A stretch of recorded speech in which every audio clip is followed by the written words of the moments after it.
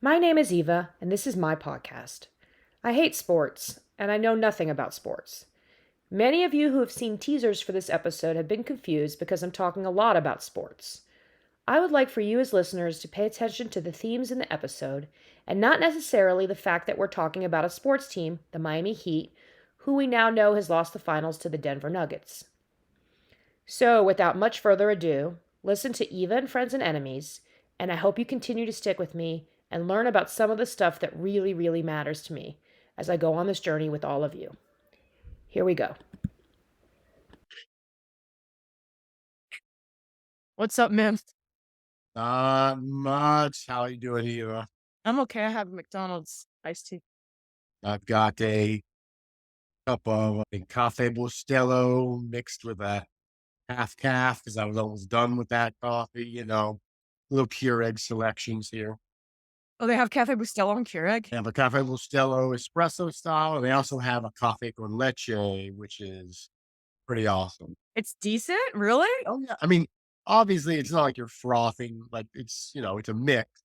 So but I was pleasantly surprised. Yeah, I really enjoyed it. Just one shot, cream and sweets, like whatever coffee, not having to mix anything into it. So are you wearing a Heat shirt? Yeah, kind of. It's kind of an off brand, but it's What's it? well, I'm not even off brand. It's from this.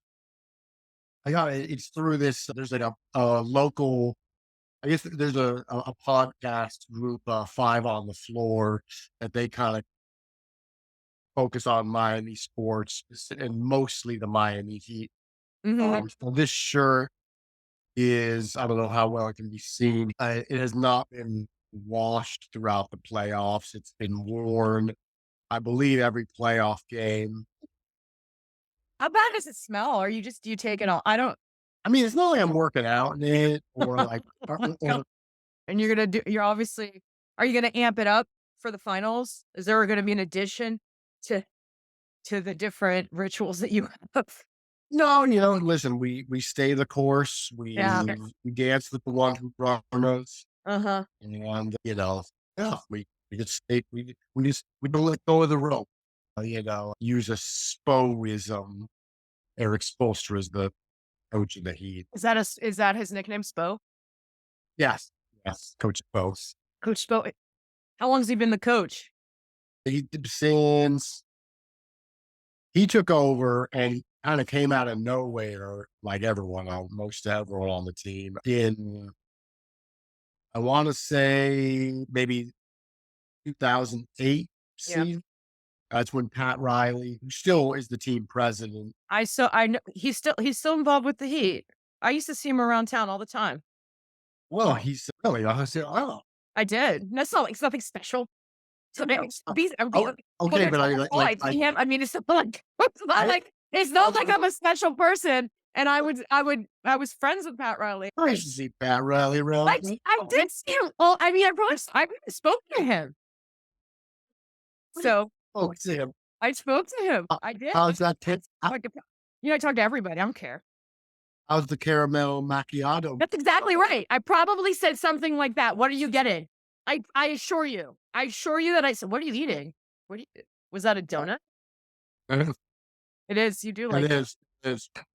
When they were going to do a giant podcast on how you are so connected to donuts. Yeah, I mean, I could. Donuts are a sacred food. You know this from growing up with a donut shop in the family. Yeah. I've actually recovered all of the New Times Best in Miami like posters, as I don't know if you remember, Velvet Cream won Mhm. like 5 years in a row, something like that. And when we moved out the old house, I found those things my dad had saved. I got them up on the walls of my kitchen. So like Oh, that's nice. yeah. But anyway, we're trying something new. I mean, they're not fresh from this morning. I got them last night, but anyone who I think these are exclusive to South Florida. I don't know if they I don't exist. know, but they're amazing and they should not be. Yeah, like a drive-through. If you don't know what farm stores is, it's like a drive-through convenience store. You want your you need potato chips or bread or milk or ice cream, you get like you're willing to try, but not willing to take one step out of the car. There you go. I mean, Um, I yearn for farm stores all the time. I was so excited when I moved into this place like a year and a half ago. I was like, "Oh my god, there's a farm stores," because there's not as many as there used to be. When I looked up on, like, Google Maps yesterday. I was like, "Okay, there's more than I expected to Mhm. see Yeah. still around," but they used to be everywhere. Now it's not that way. I was so excited. I was like, "Oh my god, there's a farm stores near me." It is weird. Biggest farm store I've ever seen. It's almost like a stretch limo. I'm like, "This is a really long farm store." Really? I And mean, then walk into the fridge, that used to freak me out. They would go inside the fridge and then they'd come back. yeah, exactly. They disappear. It's like, and then like there's like Encino Man comes out. Yeah, yeah. But the cool so but the cool thing that they've done is they've started having all these like little foods. I'm pretty sure you can get like cafe con leche and stuff there too. Which Really? I also miss that pressed Cuban bread. They have that at farm store where they put the butter, I'm the lards in the bread, and like I know, yeah, Cuban bread.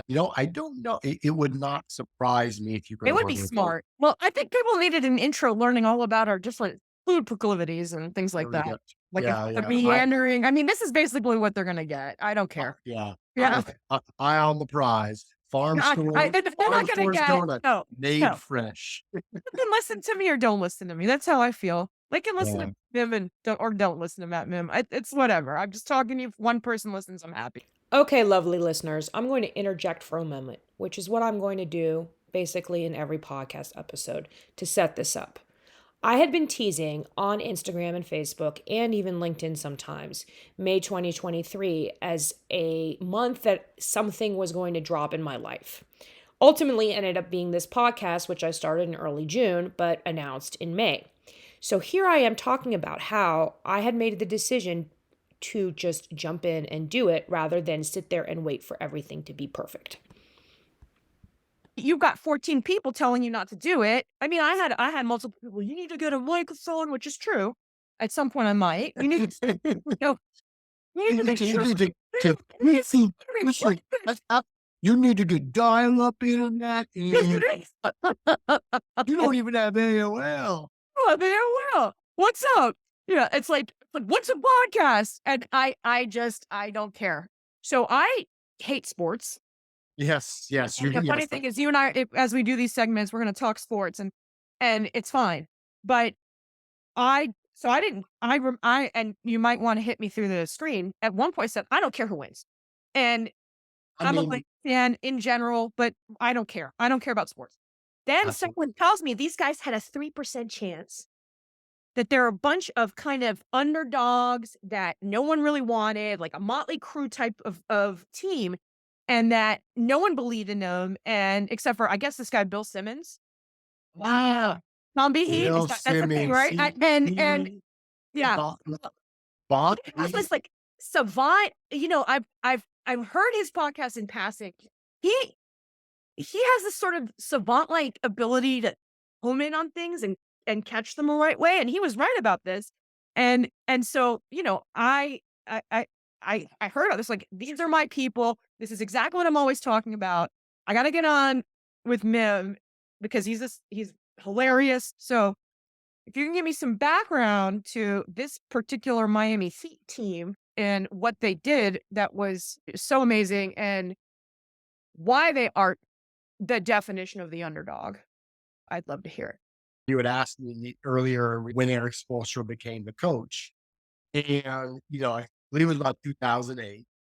This is a guy who understand when Pat Riley came to the Heat. It was like 1995.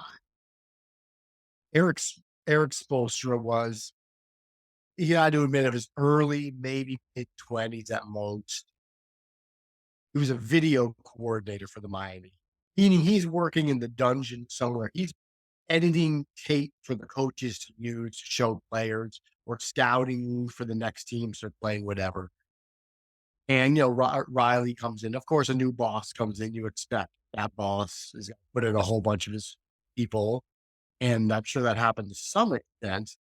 But basically Riley, when he meets with Eric Spoelstra, he asks, "Oh, can you do this, that?" I don't think if he can do all these different things, which Eric Spoelstra had no idea how to do. And Spoelstra says, "Yes, of course, absolutely, I can do those things," and kind of fit in. So kind of had to fake it till he made it. Right. That's Uh, my kind of person. and eventually Riley plucks him out of the video room to become one of his assistant coaches. Okay. He kind of early was like one of the coaches who was working kind of one on one with Dwayne Wade when Dwayne Wade was young. I know you've at least heard that. The Dwayne Wade, a huge, very famous Heat player that won how many championships? I don't remember. He was on all three of the Heat All champions. three. Okay. Yeah. Yeah. Anyway, that was that team with Dwayne Wade when they won the championship. It had Shaquille O'Neal, another huge star, a bunch of veteran guys. And he said there was some playoff game, I forget the story, where like Riley, the Heat kind of got beaten up pretty bad. And Riley was like, "Listen, I need you to like make like sort of not a highlight tape, but kind of a low light tape of like all the mistakes we made and things we needed better for me to like put it, because I'm to put up in the locker room and like, kind of give these guys some hard coaching." Mhm. And so Sponsor gets the tape ready, gives it so Riley can do his thing. And then right before Riley just turns to him and goes, "All right, Eric, why don't you go ahead and lead them through the coaching?" And that his eyes were kind of like, he's like, "You kidding me? I'm supposed to like be doing out Shaquille O'Neal or all these big stars," but kind of did it. And Riley was impressed. Riley saw something, eventually made him the head coach.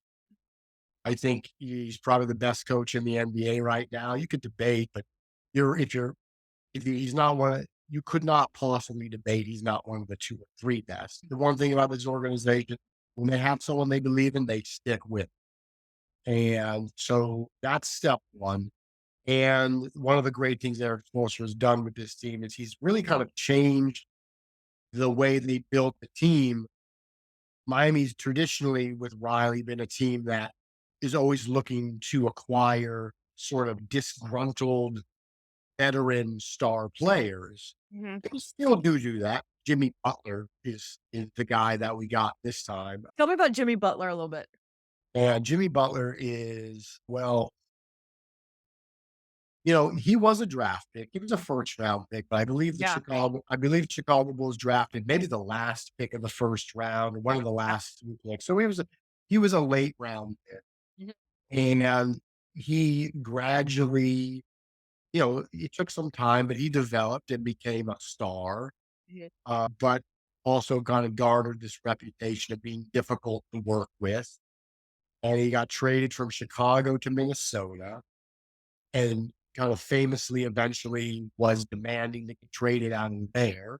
Mhm. Uh, and got we're trying to get him then, but it ended up he got traded to Philadelphia, Yeah. where he had a great single season with them and a great postseason with them. But they ultimately in the offseason decided they weren't gonna pay him like the maximum money they could pay him. They decided to do other things, and huge mistake for them, but good job that messing that up, Philly. Thank you. So Miami swooped in, made a little trade, didn't gave up, whatever, traded a bag of potato chips for him, basically. Really? It got But him cheap.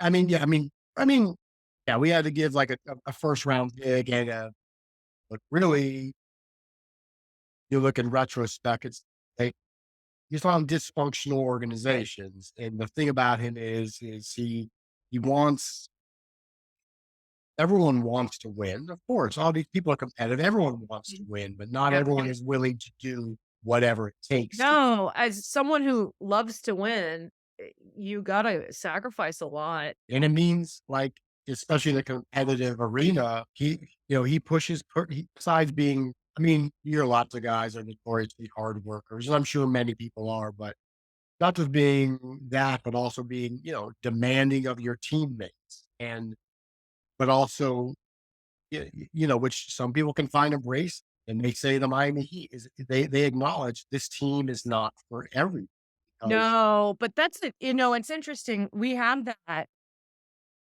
show up in Miami sports over and over again. I mean, yeah, not to the U, especially in the 80s and 90s, everybody hated them. And the U is, I love that you hate me. yeah, yeah, And I feel like this Heat team is like that too. You hate me? I love that. I'm taking your hate and I'm going to turn it into me winning. yeah, yeah. No, no. I mean, Miami sports is always best served as us against the world, As a um, what?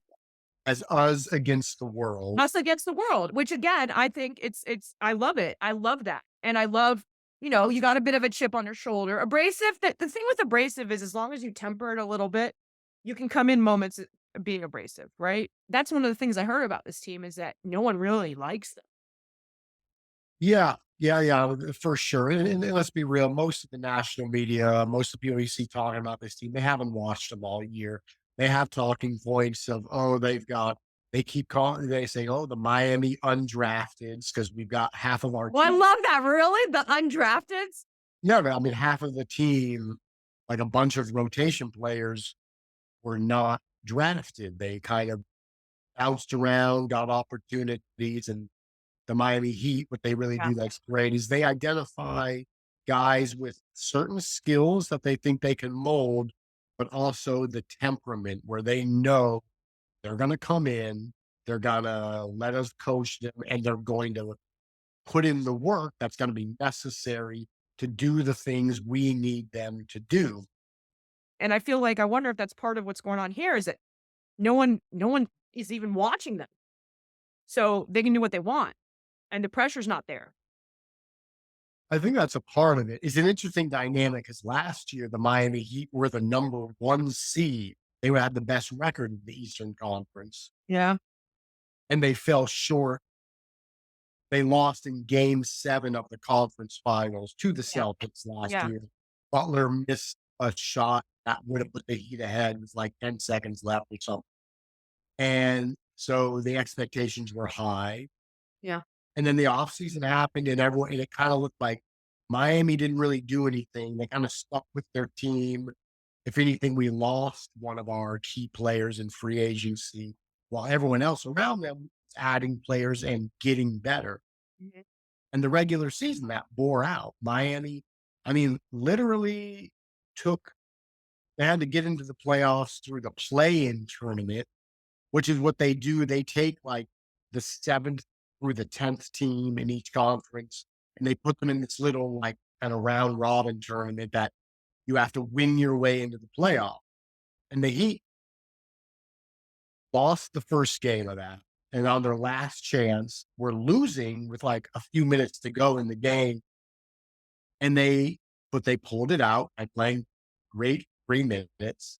They just by a smidge made the playoffs. So all of a sudden it looked like, yep, Miami got worse, everyone else got better. But once the playoffs started, first off, Jimmy Butler becomes a different person in the playoffs. He goes from being one of the top 15 or 20 players in the league to being one of the top 2 or 3 players in the league playoff. And then, yeah, it's like kind of one, I don't know, once they seemed to, or I don't know if the confidence was there all along. Some of it was, I was going to say some of it was health because they missed the second most games in the league due to injury this year. And then again, one of the bucket bros on my shirt, Hero, broke his hand in the first game of the playoffs and still hasn't played. But they just, yeah, they seemed to like almost like the turmoil of the regular season of just being on the fringes and having to fight and claw just to get there. Once they got to the playoffs, it was like, oh, we're used to this type of game. All right, so here's where I explain how it was that I came to think about talking about the Miami Heat. And even listening to this and editing this, I keep wondering why on earth I fell on this topic. But we can see now that we're talking about some underdogs, which are my favorite kind of people. I started seeing my Miami friends blowing up social media, and then I started looking up, and then I contacted you because, Well, I didn't it's unbelievable, and it's very Miami. it is. It is. And I mean, they're still trying to do the impossible. No number 8 seed has ever won the finals. It's only the second Is time. that a significant statistic, though? I mean, if you've made it, you've made it, and I guess it feels like how much you no one's ever done that, so that's a nice thing to say at the end if they've won. Do you think there's a bearing? I mean, I mean, there's a reason it's never happened. yeah. And, because usually, I mean, if you're an 8 seed, there's some kind of laws that are there that you would think eventually but I also think based on what I've seen from this team, I mean, who could count them out? I think, you know, they lost game 1 of the finals here. It didn't, in pretty convincing fashion. We'll see what happens. But the thing is, I mean, every sport is different.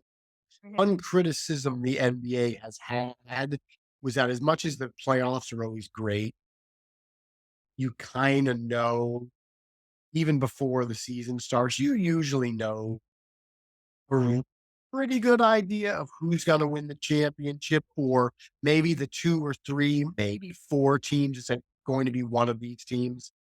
It's really rare in basketball. In fact, like I say, you've never had an 8 seed win a championship. It's really rare that the top teams don't one of the top teams doesn't actually win the championship. So I don't know, but Miami knocked out the teams with the 2 best records already. They're going out there playing the team with the 3rd best record now for the finals. Requisite Eva interjection here. As someone who doesn't watch sports, one thing that's always boggled my mind is how emotional people get when their team loses, because to me, it just doesn't seem like that big of a deal. Mim and I broached this subject because it's a long standing joke between us that I pick on him for being overly emotional, in my opinion, overly emotional. The emotionality that certain people tie to sports, it seems like I'm a little bit, eh, you know, glib about it, but you guys are emotional about this stuff. It's important to you. It's true, and it's funny, in as much as I feel like I've learned this lesson before, but I end up having to keep coming back to it. And I just went through this lesson again, and it's why now I can enjoy the NBA finals whether Miami wins or loses.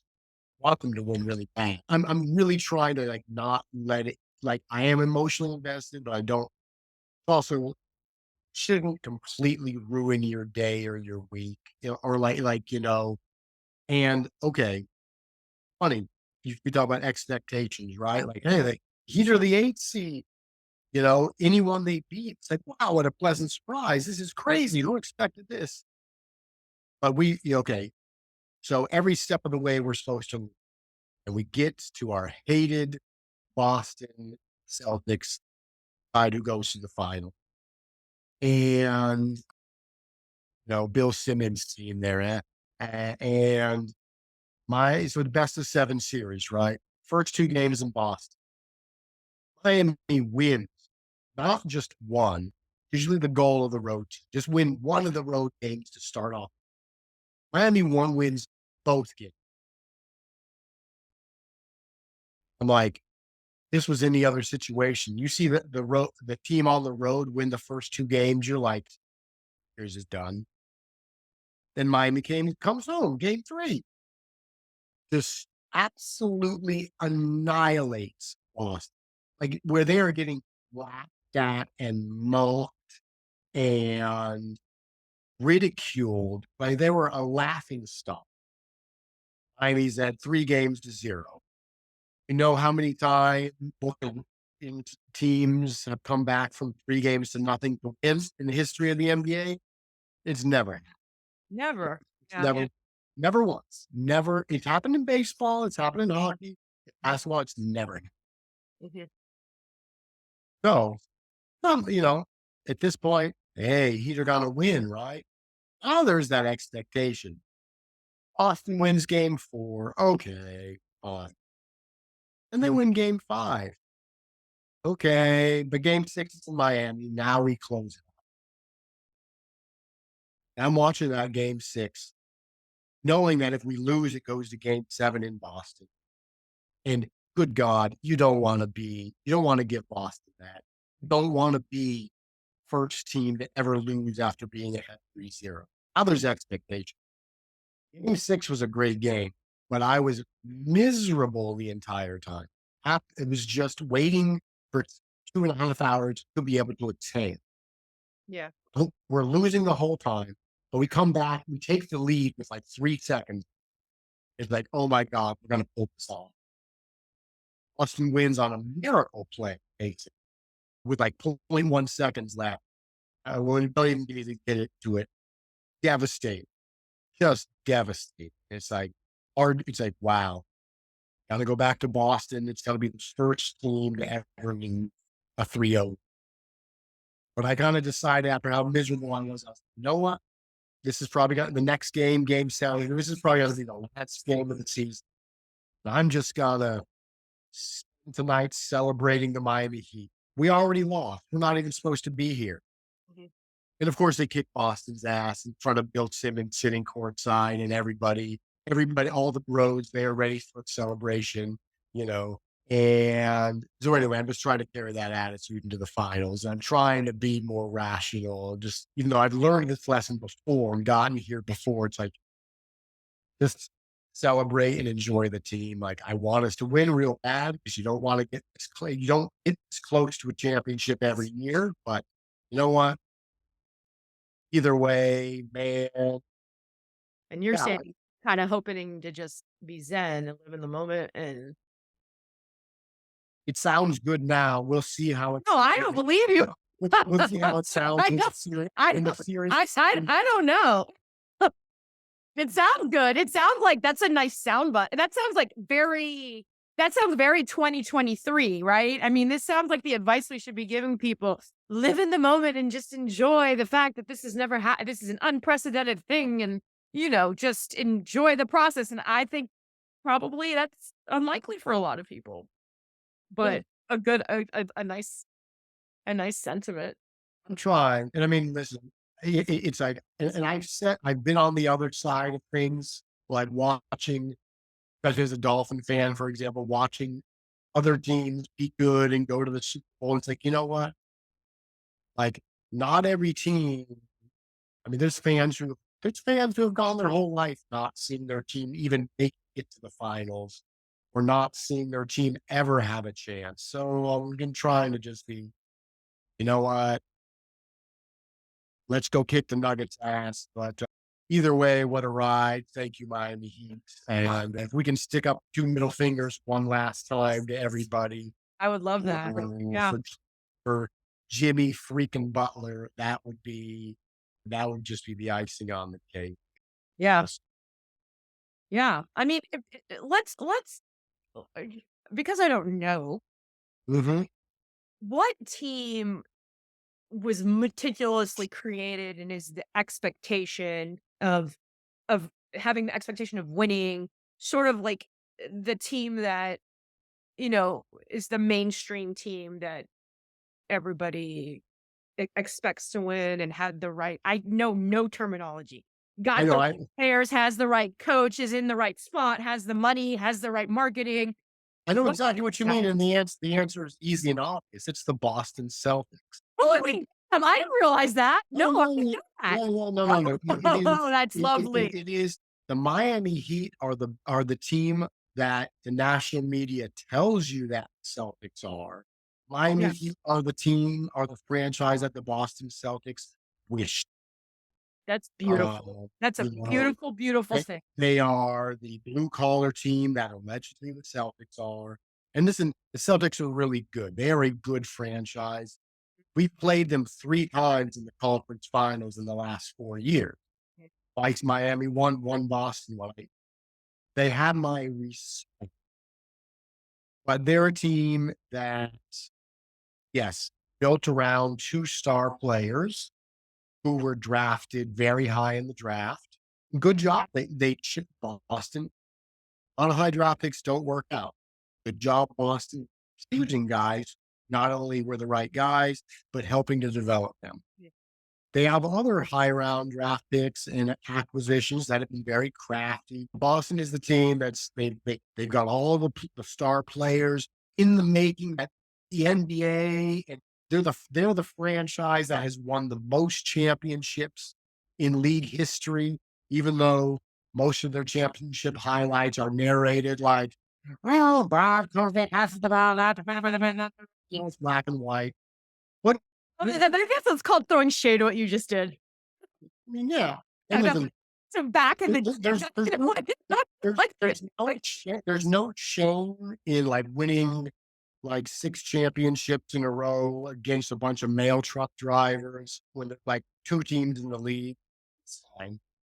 Those championships will never go away. And they were also good in the 80s, but like, was that the Larry Bird? Am I remembering? yeah, that was the Larry Bird era. Yes, those teams were. Last year, just my seat. Yeah, Larry Bird.